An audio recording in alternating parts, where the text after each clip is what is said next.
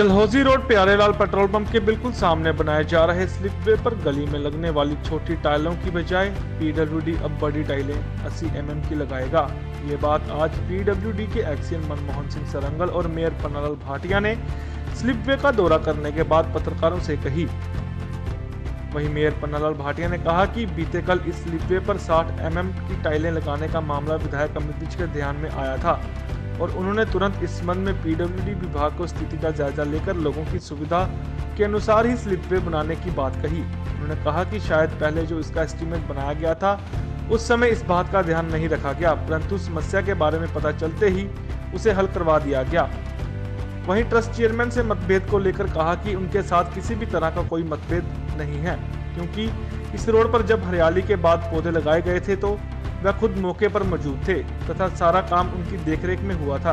उन्होंने कहा कि शहर पठानकोट में विधायक अमित विज की ओर से जितने भी विकास कार्य करवाए जा रहे हैं और आसपास के लोगों की जरूरतों के हिसाब से करवाए जा रहे हैं।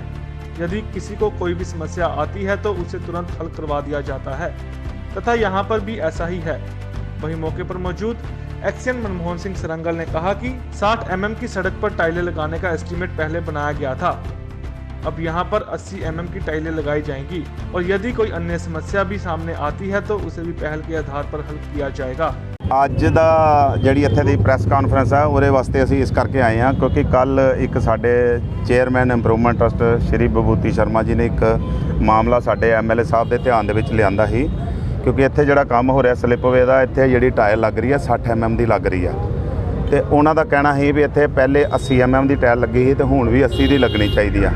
ਔਰ ਉਹਨਾਂ ਨੇ ਜਦੋਂ ਇਹ ਮਾਮਲਾ ਜਿਹੜਾ ਐਮਐਲਏ ਸਾਹਿਬ ਦੇ ਧਿਆਨ 'ਚ ਲਿਆਂਦਾ, ਐਮਐਲਏ ਸਾਹਿਬ ਨੇ ਫੌਰੀ ਤੌਰ ਤੇ ਇਹਦੇ ਤੇ ਐਕਸ਼ਨ ਲੈਂਦੇ ਹੋਏ ਐਸਸੀ ਪੀਡਬਲਯੂਡੀ ਨਾਲ ਗੱਲ ਕੀਤੀ। ਐਕਸ਼ਨ ਸਾਹਿਬ ਮੇਰੇ ਨਾਲ ਖੜੇ ਨੇ ਔਰ ਇਹਨਾਂ ਨਾਲ ਗੱਲ ਕਰਕੇ ਇੱਥੋਂ ਦੇ ਦੁਕਾਨਦਾਰਾਂ ਨਾਲ ਅਸੀਂ ਗੱਲ ਕੀਤੀ ਹੈ ਮੌਕੇ ਤੇ ਔਰ ਇਹਨਾਂ ਸਾਰਿਆਂ ਦੀ ਸਹਿਮਤੀ ਦੇ ਨਾਲ, ਕਿਉਂਕਿ ਐਮਐਲਏ ਸਾਹਿਬ ਦਾ ਹੁਕਮ ਹੈ ਵੀ ਕਿਉਂਕਿ ਜਿਹੜਾ ਵੀ ਕੰਮ ਅਸੀਂ ਕਰ ਰਹੇ ਹਾਂ ਸ਼ਹਿਰ ਦੇ ਵਿੱਚ, ਤੁਸੀਂ ਆਲਰੇਡੀ ਪਹਿਲਾਂ ਵੀ ਦੇਖਦੇ ਪਏ ਹੋ ਵੀ ਡਿਵੈਲਪਮੈਂਟ ਦਾ ਜਿਹੜਾ ਵੀ ਕੰਮ ਹੈ ਪਬਲਿਕ ਦੀ ਸਹਿਮਤੀ ਨਾਲ ਹੋ ਰਿਹਾ ਤੇ ਇਹਨੂੰ ਇਨੀਸ਼ੀਏਟਿਵ ਲੈਂਦੇ ਹੋਏ ਐਮਐਲਏ ਸਾਹਿਬ ਨੇ ਐਸਸੀ ਸਾਹਿਬ ਨੂੰ ਕਿਹਾ ਵੀ ਫੌਰੀ ਤੌਰ ਤੇ ਜਿਹੜੀ ਟਾਇਲ ਆ 60 ਦੀ ਬਜਾਏ ਇੱਥੇ 80 mm ਦੀ ਕੀਤੀ ਜਾਵੇ। ਸੋ ਇਸ ਮਾਮਲੇ ਨੂੰ ਦੇਖਦੇ ਹੋਏ ਇੱਥੇ ਜਿਹੜੀ ਟਾਇਲ ਆ ਉਹ 80 mm ਦੀ ਲਗਾਈ ਜਾ ਰਹੀ ਆ ਔਰ ਇੱਥੋਂ ਦੇ ਦੁਕਾਨਦਾਰਾਂ ਨਾਲ ਵੀ ਰਾਏ ਲਈ ਗਈ ਆ, ਉਹਨਾਂ ਦੀ ਵੀ ਸਲਾਹ ਲਈ ਗਈ ਆ। ਉਹਨਾਂ ਦੇ ਮੁਤਾਬਕ ਵੀ ਜਿਹੜੀ ਪਹਿਲੇ ਟਾਇਲ ਸੀ 80 mm ਦੀ ਲੱਗੀ। ਇਹਨੂੰ ਇਸ ਮਾਮਲੇ ਨੂੰ ਅਸੀਂ ਕਲੀਅਰ ਕਰਦੇ ਹੋਏ ਐਕਸ਼ਨ ਸਾਹਿਬ ਨੂੰ ਕਹਿਤਾ ਮੌਕੇ ਤੇ ਵੀ ਇੱਥੇ ਜਿਹੜੀ ਟਾਇਲ ਆ ਉਹ 80 mm ਦੀ ਹੀ ਲਾਈ ਜਾਏਗੀ।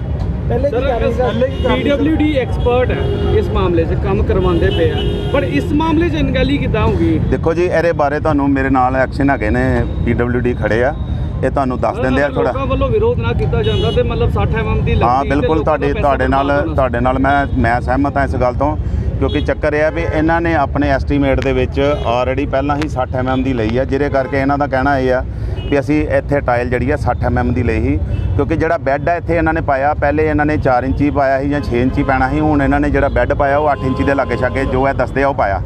ਤੇ ਇਹ ਹੁਣ ਇਸ ਗੱਲ ਨਾਲ ਐਗਰੀ ਕਰਦੇ ਆ ਵੀ ਜਦੋਂ ਸ਼ਰਮਾ ਜੀ ਨੇ ਇਸ ਗੱਲ ਦੀ ਕੰਪਲੇਂਟ ਕੀਤੀ ਆ ਤੇ ਐਮਐਲਏ ਸਾਹਿਬ ਨੇ ਸਾਨੂੰ ਪੁੱਛਿਆ, ਅਸੀਂ ਇੱਥੋਂ ਦੇ ਲੋਕਾਂ ਨਾਲ ਰਾਏ ਬਰਾਬਰ ਲਈ ਆ, ਸਾਨੂੰ ਵੀ ਲੱਗਾ ਵੀ ਇੱਥੇ 80 mm ਦੀ ਟਾਇਲ ਹੀ ਲੱਗਣੀ ਚਾਹੀਦੀ ਆ, ਕਿਉਂਕਿ ਇੱਥੇ ਹੈਵੀ ਟ੍ਰੈਫਿਕ ਆਲਰੇਡੀ ਇੱਥੇ ਚੱਲਦਾ ਵਾ ਤੇ ਇੱਥੇ 80 mm ਦੀ ਟਾਇਲ ਹੀ ਲੱਗਣੀ ਚਾਹੀਦੀ ਆ। ਇਹਦੇ ਵਾਸਤੇ ਐਕਸ਼ਨ ਸਾਹਿਬ ਤੁਹਾਨੂੰ ਦੱਸ ਦਿੰਦੇ ਆ ਵੀ ਕੀ ਵਜ੍ਹਾ ਸੀ ਵੀ ਕਿਉਂ ਲਾਗੇ। ਕਿਸੇ ਵੇਲੇ ਕਈ ਵਾਰੀ ਐਸਟੀਮੇਟ ਬਣਾਉਣ ਦੇ ਵਿੱਚ ਕੋਈ ਗਲਤੀ ਵੀ ਲੱਗ ਸਕਦੀ ਆ, ਜਾਂ ਇਹਨਾਂ ਦਾ ਜਿਹੜਾ ਐਸਟੀਮੇਟ ਦਾ ਸਿਸਟਮ ਹੈ ਉਹ ਇਹਨਾਂ ਨੂੰ ਅਲਾਓ ਇਹੋ ਹੀ ਕਰਦਾ ਵੀ 60 mm ਹੀ ਇੱਥੇ ਲੱਗਣੀ ਚਾਹੀਦੀ ਆ। ਉਹ ਇਹਦੇ ਬਾਰੇ ਤੁਹਾਨੂੰ ਕਲੀਅਰ ਕਰ ਦਿੰਦੇ ਆ ਵੀ ਅਸੀਂ ਇਹਨਾਂ ਨੂੰ ਕਹਿ ਦਿੱਤਾ ਐਮਐਲਏ ਸਾਹਿਬ ਦੇ ਕਹੇ ਅਨੁਸਾਰ ਵੀ ਇੱਥੇ ਜਿਹੜੀ ਟਾਇਲ ਆ ਉਹ 80 mm ਦੀ ਲੱਗੀ। ਮੇਅਰ ਸਾਹਿਬ ਚੇਅਰਮੈਨ ਸਾਹਿਬ ਕਹਿੰਦੇ ਆ ਕਿ ਕੋਈ ਵੀ ਕੰਮ ਹੁੰਦਾ ਟਰਸਟ ਕਹਿੰਦੇ ਆ ਏਪੀਕੇ ਰੋਡ ਦਾ ਤਾਂ ਉਹਨਾਂ ਦੀ ਸਲਾਹ ਨਹੀਂ ਲਈ ਜਾਂਦੀ। ਮਤਲਬ ਮੈਂ ਤੁਹਾਨੂੰ ਨਹੀਂ ਇਸ ਤਰ੍ਹਾਂ ਦੀ ਕੋਈ ਗੱਲ ਨਹੀਂ ਹੈ। ਤੁਸੀਂ ਪਿੱਛੇ ਜੇ ਵੀ ਦੇਖਿਆ ਹੋਣਾ ਜਦੋਂ ਇਹ ਪੇੜ ਪੌਦੇ ਲੱਗੇ ਆ, ਇਹ ਡਲਹੌਜੀ ਰੋਡ ਦਾ ਸਾਰਾ ਕੰਮ ਹੋਇਆ, ਸ਼ਰਮਾ ਜੀ ਨਾਲ ਹੀ ਸੀਗੇ, ਤੁਸੀਂ ਉਹਦੇ ਬਕਾਇਦਾ ਉਹਨਾਂ ਦੀਆਂ ਆਪਣਾ ਪੱਤਰਕਾਰ ਹੋਣ ਦੇ ਨਾਤੇ ਤੁਸੀਂ ਅਖਬਾਰਾਂ 'ਚ ਉਹਨਾਂ ਦੀਆਂ ਖਬਰਾਂ ਵੀ ਲਾਈਆਂ। ਕੋਈ ਇਸ ਤਰ੍ਹਾਂ ਦੀ ਗੱਲ ਨਹੀਂ ਹੋ ਸਕਦਾ, ਕਿਸੇ ਕੋਈ ਗੱਲ ਦੇ ਵਿੱਚ ਉਹਨਾਂ ਦਾ ਮਾੜਾ ਮੋਟਾ ਗੁੱਸਾ ਹੋ ਸਕਦਾ, ਪਰ ਮੈਂ ਨਹੀਂ ਸਮਝਦਾ ਵੀ ਕੋਈ ਸਾਡੇ ਨਾਲ ਜਾਂ ਸਾਡੀ ਪਾਰਟੀ ਦਾ ਕੋਈ ਆਪਸ 'ਚ ਕੋਈ ਟਰਮ ਐਂਡ ਕੰਡੀਸ਼ਨ ਕੋਈ ਖਰਾਬ ਹੈਗੀ ਆ, ਇਸ ਤਰ੍ਹਾਂ ਦੀ ਕੋਈ ਗੱਲ ਨਹੀਂ ਹੈ।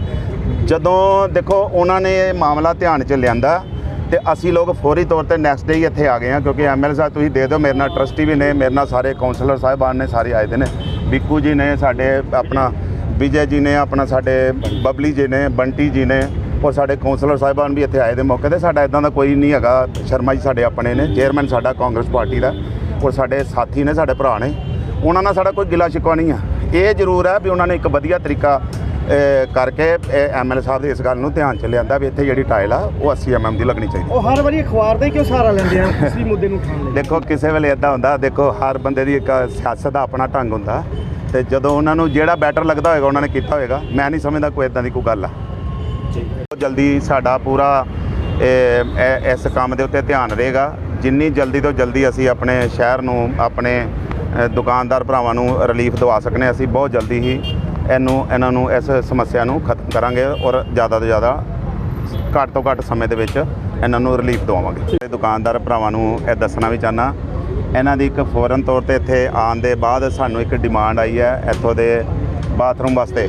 ਇਹਨਾਂ ਨੇ ਕਿਹਾ ਵੀ ਸਾਡਾ ਜਿਹੜਾ ਬਾਥਰੂਮ ਹੈ ਇੱਥੇ ਬੜਾ ਖਸਤਾ ਹਾਲਤ 'ਚ ਹੈ, ਤੇ ਮੈਂ ਖੁਦ ਮੌਕੇ ਤੇ ਆ ਗਿਆ, ਹੁਣ ਬਾਥਰੂਮ ਦੇਖ ਲਿਆ ਔਰ ਅਸੀਂ ਇੱਥੇ ਇਹ ਵੀ ਵਾਅਦਾ ਕਰਕੇ ਜਾ ਰਹੇ ਹਾਂ ਕਿ ਬਹੁਤ ਜਲਦੀ ਇਹਨਾਂ ਦਾ ਜਿਹੜਾ ਬਾਥਰੂਮ ਹੈ ਅਸੀਂ ਨਵਾਂ ਬਣਾ ਕੇ ਦੇ ਰਹੇ ਹਾਂ। ਔਰ ਜਿਹੜੀ ਇੱਥੋਂ ਦੀ ਪੁਰਾਣੀ ਡਿਮਾਂਡ ਹੈ ਬਾਥਰੂਮ ਦੀ, ਇਹ ਬਾਥਰੂਮ ਖਸਤਾ ਹਾਲਤ 'ਚ ਹੈ, ਉਹ ਵੀ ਅਸੀਂ ਮੌਕੇ ਤੇ ਰਿਜ਼ੋਲਵ ਕਰ ਰਹੇ ਹਾਂ। ਪਹੁੰਚੇ ਹਾਂ ਤੇ ਪਬਲਿਕ ਵੱਲੋਂ ਡਿਮਾਂਡ ਕੀਤੀ ਗਈ ਕਿ ਸਾਰੀ ਠੀਕ ਕੀਤੀ ਜਾਵੇ, ਤੇ ਸਾਡੇ ਐਸਟੀਮੇਟ ਦੇ ਵਿੱਚ 60 mm ਦੀ ਸੀਗੀ।